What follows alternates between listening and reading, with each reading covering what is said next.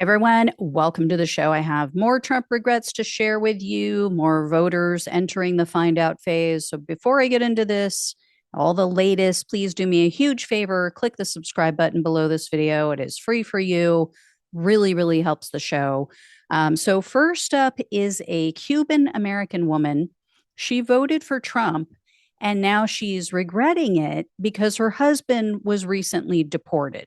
So she was interviewed by Univision, and this clip is in Spanish. But after you watch it, I'm going to provide some of the quotes so that everybody who's maybe listening on the podcast, if you can't see the subtitles, I'll fill you in on a few of the things that she said. So take a look. Me siento totalmente traicionada y sé que a lo mejor no lo digan. Angustiada, desesperada y decepcionada. Así dice estar esta madre cubana Lillian Pais luego de que su esposo fuera deportado por la administración del presidente Trump, a quien ella le dio su voto. Creía que quizás con el mandato del presidente, las personas que eran delincuentes eran los que se iban a ir y los que tenían pues un récord. Lillian enfrenta la difícil situación de tener que cuidar a su hijo parapléjico y a su hija, pequeña de 3 años, completamente sola. Estoy ahora batallando con la niña, mi otro niño, intentando conservar mi trabajo. Perdí el ingreso de mi esposo, que era el principal de la casa. So that was Liyan. I'm not sure how you pronounce her first name. Her last name is Perez. Her first name is Liyan. Liyan. I'm not sure. Anyway, she is an American citizen. She married a man named Elian Mendez Aguilar, married him sometime after he came to the U.S. He came here in 2019. Aguilar came into the country illegally, but he was trying to become a U.S. citizen. And at a recent appointment to obtain his citizenship, Trump's Gestapo just took him into custody, and then they later deported him. So in the interview, Paez told Univision, told this reporter, in part, quote, "I feel completely betrayed, desperate, and disillusioned. I thought the president would deport criminals, not those with clean records." And Paez and Aguilar share a 3-year-old daughter together. Also, Aguilar was helping to raise Paez's paraplegic teenage son. So now Paez says, quote, "I'm struggling with my daughter and son while trying to keep my job. I lost my husband's income, which was our main household income."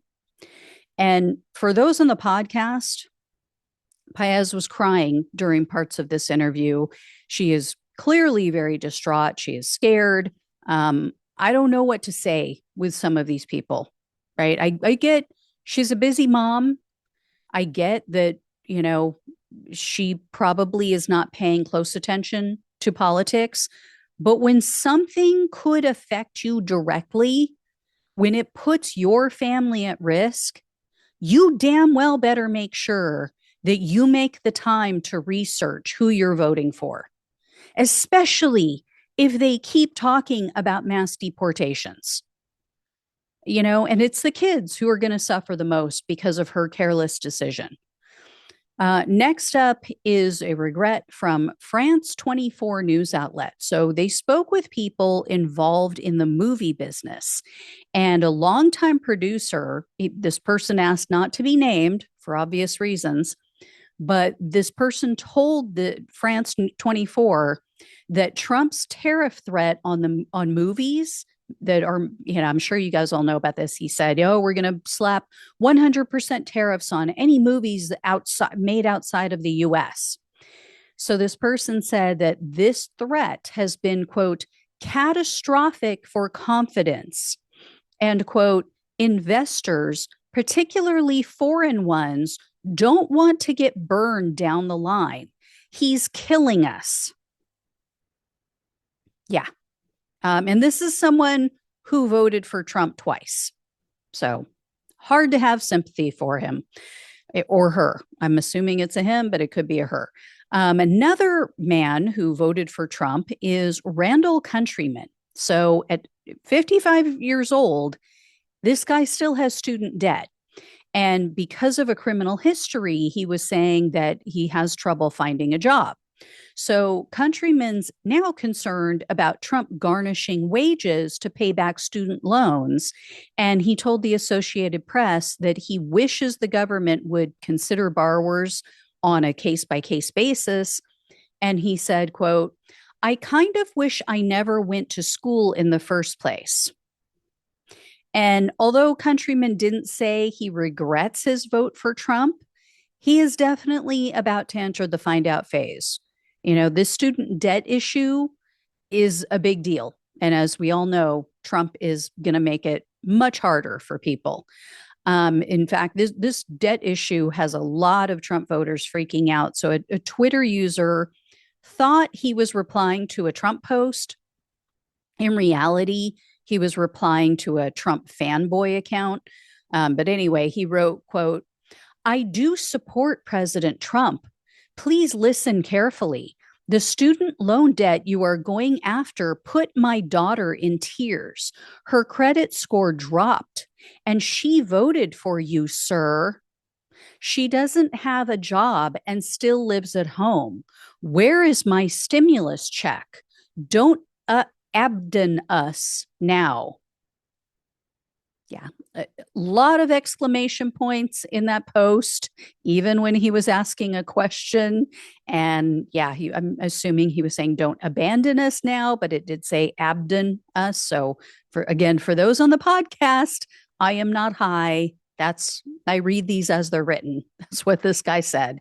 And you know, these are the people, oh, pull yourself up by your bootstraps, get out there and do something, right? Get out there and get a job, make your way. But, oh, my daughter, she's still living at home, doesn't have a job. And so, you know, I'm going to get on your ass about re-upping the student loan debt payments that I could have voted for Kamala Harris and my daughter would have been okay. But, you know, and I want to call her Commie Kamala and I want to rail against the quote unquote socialist left. But then, you know, I'm all pissed off because my unemployed daughter is now going to reap the rewards for my vote, for my bad decision. So anyway, just so much hypocrisy all around. Next up is a post from someone replying to Rich Logis. Now, you guys might recall I had Rich on the show. I think it was last year. He was all aboard the Trump train until 2021. And then he started a group that he calls Leaving MAGA. I believe he's now become part of the Midas Touch network. Anyway, Rich posted about finding his way out of MAGA. And someone replied to him and said, quote, I've left too. I can't be on board with the things his administration is doing. And I wanted to share part of a letter. This was sent to and published in the Washington Post.